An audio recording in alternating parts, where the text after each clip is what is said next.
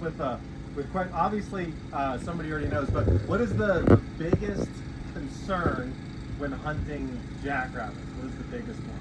It was already mentioned. Somebody know? A lot of people say worms, and the worms that you find on jackrabbits are actually inserted. They're just a larva that's inserted by a fly, and it typically lives in between the membrane where the meat is on the rabbit and the skin. And so when that larva matures, it simply exits the rabbit and goes on about its day. So those worms are actually not integrated into the meat of the rabbit. The largest concern for jackrabbits is actually ticks and fleas. Ticks and fleas pass around a disease called tularemia, and tularemia can get passed to a wide variety of animals, not just jackrabbits. So when you hear somebody say, "Oh, I eat cottontails but not jackrabbits," well, tularemia is interchangeable between both of those species. Another thing to consider is tularemia is mostly a fatal disease for the jackrabbit. So it doesn't spend a very large percentage of its lifespan carrying the disease in most cases. Again, I'm not an expert on tularemia, but from the information that I've found, it is a disease that moves with the parasites. It doesn't necessarily move with the animals like a lot of other diseases would. So it doesn't really get spread from rabbit to rabbit. It gets spread from the fleas that go from one rabbit to the other rabbit. And so when you're handling jackrabbits, the most important thing to consider is wearing gloves. Wearing gloves specifically in the warmer months, and also specifically for freshly harvested rabbits. So you'll see me today, I do have gloves on, not on, but I have them in my pocket. And we'll go over some of the gear that I carry in the field all the time. But you'll see me handle these rabbits without gloves when we're moving from station to station. The reason for that is these rabbits have been frozen for 10 days. So all the fleas, all the ticks that could have been carrying those diseases have all passed away in the freezer at this point. So I'm now touching a rabbit that doesn't have nearly the same odds of exposing me to tularemia.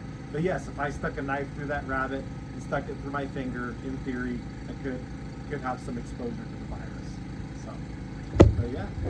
So anyway, so when I'm out hunting jackrabbits, so now that we kind of know, it's not quite as dangerous, but it is something to have some thought to. Some things that I carry with me, I always carry some Ziploc bags, and that's mainly just for organization and nothing else. When I harvest the rabbits, typically it's a lot easier to harvest the fur on a fresh rabbit. You're going to see me struggle today on these frozen rabbits. The fur's not going to want to come off very well. We're most likely going to rip it, and so the fur's likely not going to be usable. Always carry a pocket knife. You don't need an insanely large knife for jackrabbits. A smaller knife is actually better. Carry some gloves in my pocket and a string. The string, in my opinion, is the most important tool, because whether I have a sagebrush near me, whether I have the front bumper of a pickup truck, whether I have, right here we have some tent poles or a tree, I don't have to bend down, and I don't need a cutting board in order to process this rabbit. So, in my opinion, the string is one of those items that is insanely lightweight. You can keep it in your pocket, and it allows you to butcher a rabbit much easier, and you don't have to carry around a cutting board. So the first step that we're going to do with butchering it, we're going to remove the skin. Like we talked about,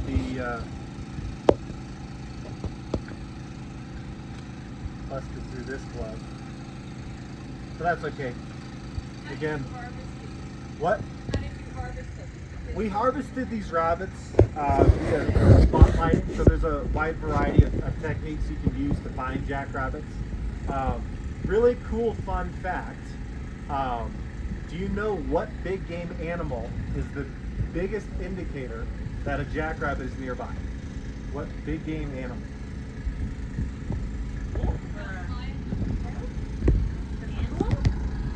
Pronghorn antelope. They share a majority of the same habitat. They have quite a bit of the same habits as far as when they're awake. The only difference is jackrabbits are way more nocturnal than antelopes, right? Antelope are typically morning and evening kind of creatures. Jackrabbits are nighttime. So you won't see them at the same time of day in the same spot, but you'll see them in a lot of the same locations. So, all right.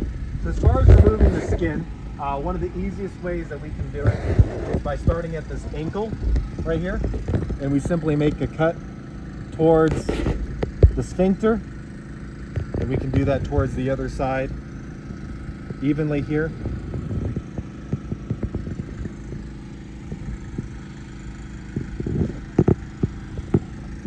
And then this part of it, you could use the knife, but their skin is very, very delicate, and so you can simply rip it off the tendons. I find that's the easiest way to stay organized, because I feel like the more I use my knife on the fur, the messier this process gets. So I try to use the least amount of knife that I can when I'm butchering the rabbits. So what I'm doing right here is I'm simply connecting these two incisions, so that way it creates just one large hole. And then I try to get the skin to the outside of the rabbit and then work my way around the outside. The tail is another tricky part, so I try to get my finger underneath. I don't know if you can see there. Underneath the tail. And it doesn't really matter. Yeah, I just ripped it. It doesn't really matter too much if you rip it at the tail. There's still quite a bit of usable hide here. It is harvestable.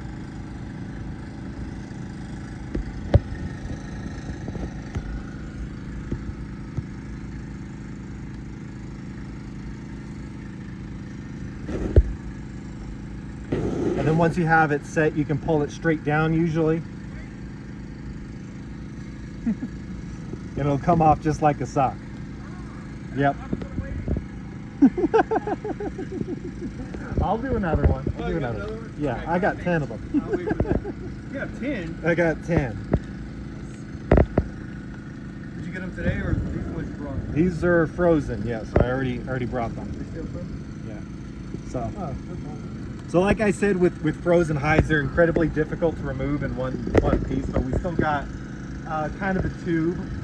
Normally they will form like a tube. Has anyone here hunted coyotes or trapped?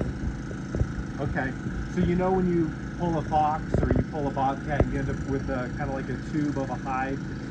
Rabbit will have a lot of the same commonality.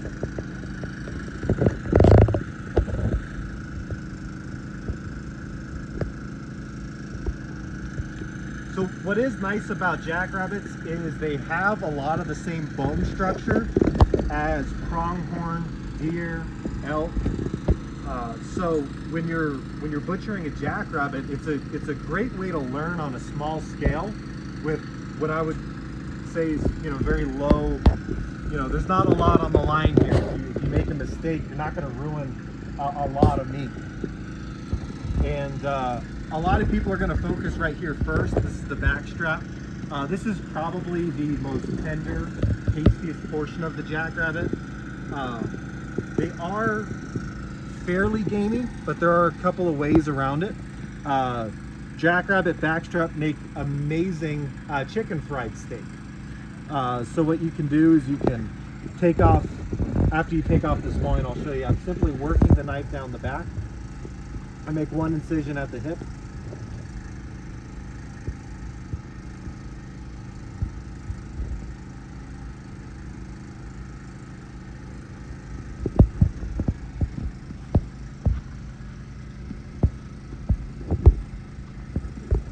And it peels away just like that.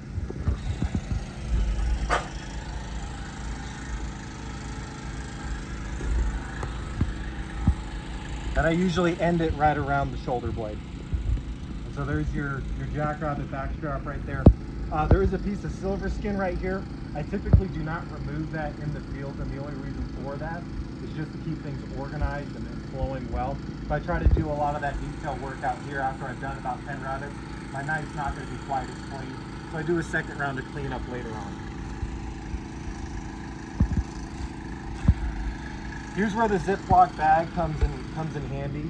When I butcher jackrabbits, I usually separate out the meat into 3 different groups.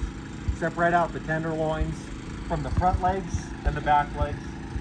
We'll talk about how to use those in a second here. The other side's the same way. I'll try to explain it a little bit better though. So I make the first incision at the hip,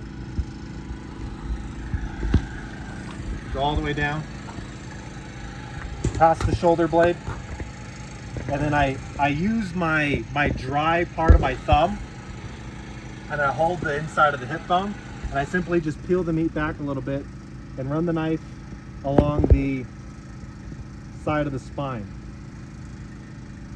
And then I go in a little bit more, and it clears out. Their spine has kind of like a W shape, and so you have to go through that first section of the W, move the meat over to the outside, and then you can make sure that you don't waste any meat.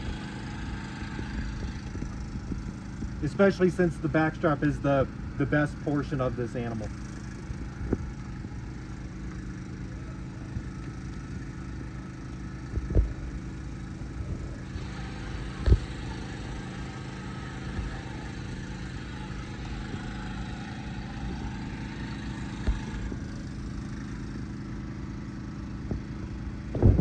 So I mentioned chicken fried steak is one of the easiest recipes if you want to impress some guests.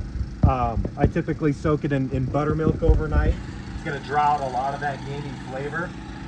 If you're like me and you've been eating jackrabbits your whole life, the gamey flavor doesn't bother you as much. I mean, I've done even as much as putting a stick through it and roasting it over a fire. If you're going to cook jackrabbit, it's a lot like pork. As far as the safety is concerned, so you should be cooking it to, at minimum, 145 degrees for either an extended period of time, like 10, 15 minutes or more, sitting at that internal temperature, or over 160 degrees or well done. And that should kill most of the viruses that exist in a jackrabbit. The next part is the easiest part to take off, and that'll be the front legs. We're going to work on this right leg first here.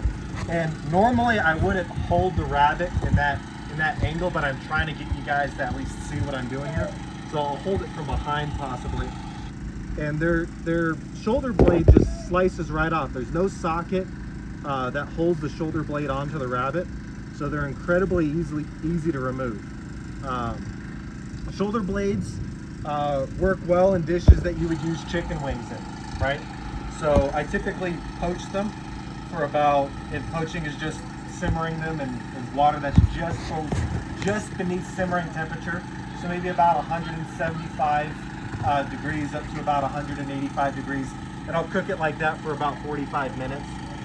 They're double jointed in their elbow, and so you can break that joint with simply cutting into it and then just putting pressure against the blade. I'm not using the blade to break the bone. I'm actually, like the edge of the blade, I'm actually using just the side, the dull part of the blade to break that joint there. This portion is completely useless, so we can toss that. I call them the wing, even though jackrabbits don't fly. Their front arm, because I use them a lot like wings, kind of resembles a lot of like a chicken. So you have your drum, which is a little bit towards their forearm, and then you have their what would be like a flat piece, which is their upper arm, which is their tricep, and their bicep there. When I have a front leg that's broken, I typically do not harvest those legs. And the main reason for that is their bones are incredibly fragile. And so even a low caliber weapon like a small shotgun pellet or 22 caliber can absolutely shatter those bones. And I don't want bone fragments to get into my cooking pot, because I'm already, if I'm shooting them with shot, I'm already trying to remove that shot. I don't need to look for bone fragments as well. And so I personally am not going to harvest this particular shoulder. It doesn't make it unedible, but it's just broken a little bit too high for my comfort, and I just don't want my guests to bite into a bone fragment. The back legs actually carry the most weight of meat, and so it's very valuable. There's a tendon just beneath their ankle, and I simply slice that tendon and work this largest portion of the meat down. Then what I do is I cut from the inside of that knee down, kind of that same incision we started with when we were removing the hide and the fur. And you can simply work the knife around all the edges. So this part is hard to explain because I'm feeling with the knife where the bones are, and I'm simply just going around the edges of this piece of meat here on the backside. Once I get to the hip, I can simply just cut that down that way, and then I can actually grab it from the inside and pull it away, and then all that meat's going to come with the knife here. So the back legs are great in, you can stew the back legs, you can stew the entire rabbit if you wanted to. The back legs are good in recipes that require any kind of ground meat. So burgers, sausage, it is gamey, so I would mix it with pork usually, because you got to cook pork anyway to 160 degrees, you got to cook rabbit to 160 degrees. So it is a great pairing there. You typically do need additional fat content because they're incredibly lean. Their leanness actually, has anybody ever heard of rabbit starvation? Yeah. So you will not starve from eating rabbits. I've eaten over 1,000 and I haven't starved. But where that comes from is people typically hunt these in the wintertime when they're at their leanest. And so if you're harvesting them when they're at their least amount of fat content, you're not going to have enough nutrients for you to be able to digest them alone. And so typically they work well in dishes that have additional carbs or additional fat added to them. And so that's where we get the phrase rabbit starvation. It's not that you'll starve from eating a rabbit. It's just that you need additional nutrients other than what the rabbit can provide. Which is like most things. Like you can't just eat carrots your whole life, you know? So like anything, you have to have a balanced diet. So that's that particular myth summed up for you. Does anybody have any questions that I didn't cover? Are you able to take the heart or liver or anything like that? Yeah. So you'll see. With this method of butchering, I don't typically gut the animal. This animal was gut shot and it was immediately frozen, so there was no tainting of the meat. Their hide actually does a fairly good job. They don't have a lot of blood, and so their hide does a fairly good job of coagulating their blood and not contaminating the meat. So that is kind of a benefit. But yeah, you can gut them. A lot of people check the livers for spotty liver disease, which is typically a sign of tularemia. But I've never harvested jackrabbit livers or hearts personally for consumption, but it probably wouldn't be the first liver I ate, only because they are more gamey than most animals. So, yep. Any other questions? Well, did I cover that much?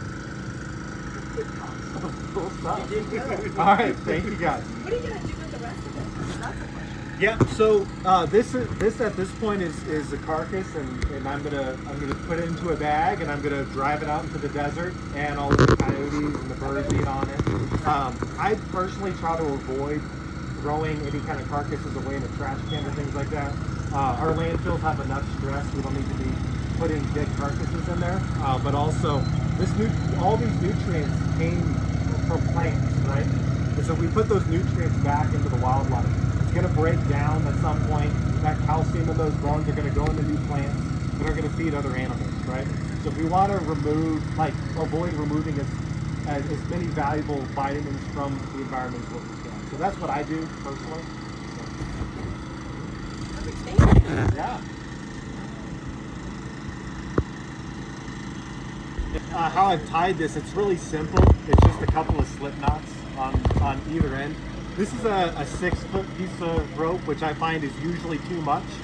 But I like to have a little bit too much in my pocket than not enough. Just because I don't like to bend over and butcher these out on the ground if I can avoid it. You know, I'd rather use a tree or something to stand up on. So yeah. Anyway, that's it. That's our demonstration. So thank you very much for watching. Hopefully this is interesting if people want to see it again next year. So, Thank you tonight. Yeah, I'll be cooking up some wings. I don't know if you guys like spice, like buffalo, but I'll be doing some hot buffalo wings. I don't know if anybody brought ranch, but yeah, they'll taste just like chicken wings. So.